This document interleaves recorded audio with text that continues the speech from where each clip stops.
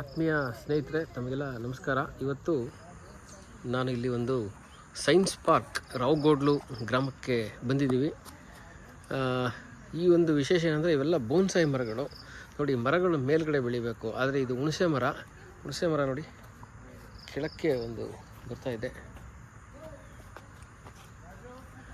ನೋಡಿ, ವಿವಿಧ ರೀತಿಯ ಬೋನ್ಸಾಯಿ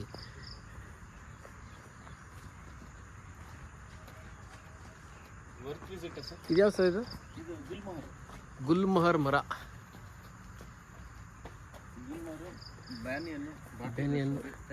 ಹಂಗೆ ಬನ್ನಿ ಸರ್, ಹೇಳ್ಬಿಡಿ ಸ್ನೇಹಿತರೆ. ನೋಡಿ, ನಮ್ಮ ಸರ್ ಇವರೇ ಕರ್ಕೊಂಡ್ಬಂದಿರೋದು ನಮ್ಮನ್ನ, ಭಾರ್ಗವ್ ಸರ್ ಅಂದ್ಬಿಟ್ಟು.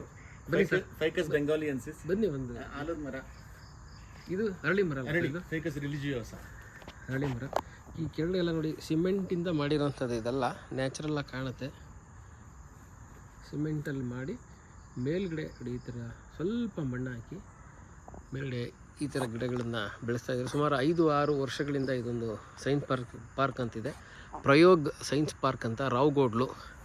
ಇದೊಂದು ಪಕ್ಕದಲ್ಲಿ ದೊಡ್ಡದೊಂದು ಬೆಟ್ಟ ಇದೆ. ಈ ಬೆಟ್ಟದ ತಪ್ಪಲಲ್ಲಿ ಈ ಥರದ್ದೆಲ್ಲ ಒಂದು ಗಿಡಗಳನ್ನು 50-60 ವರ್ಷ, ಕೆಲವು 60 ವರ್ಷದ ಬೋನ್ಸಾಯಿ ಮರಗಳು ಇಲ್ಲಿದ್ದಾವೆ.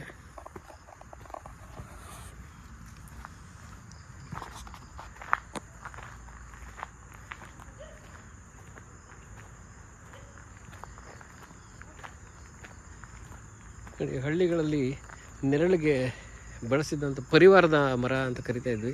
ಆ ಮರದ್ದು ಒಂದು ಬೋನ್ಸಾಯಿ ಮಾಡಿಟ್ಟಿದ್ದಾರೆ. ಇದು ನೋಡಿ, ನ್ಯಾಚುರಲ್ ಕಲ್ಲಿನ ಮೇಲ್ಗಡೆ ಈ ಥರ ಒಂದು ಗಿಡನ ಇಟ್ಟಿದ್ದಾರೆ, ಬೋನ್ಸಾಯಿ ಮರನ. ಇವೆಲ್ಲ ಬೋನ್ಸಾಯಿ ಪಾರ್ಕ್. ಇದು ಚಿಕ್ಕದು ಪಾರ್ಕ್ ಮಾಡಿದ್ದಾರೆ. ಇವೆಲ್ಲ ಬೋನ್ಸಾಯಿ ಮರಗಳು.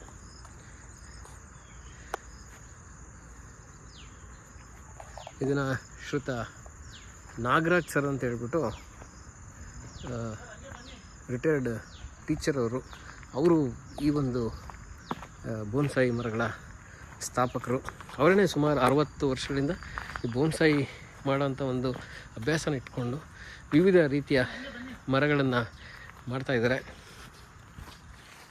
ತಮಗೆಲ್ಲರಿಗೂ ನಮಸ್ಕಾರ.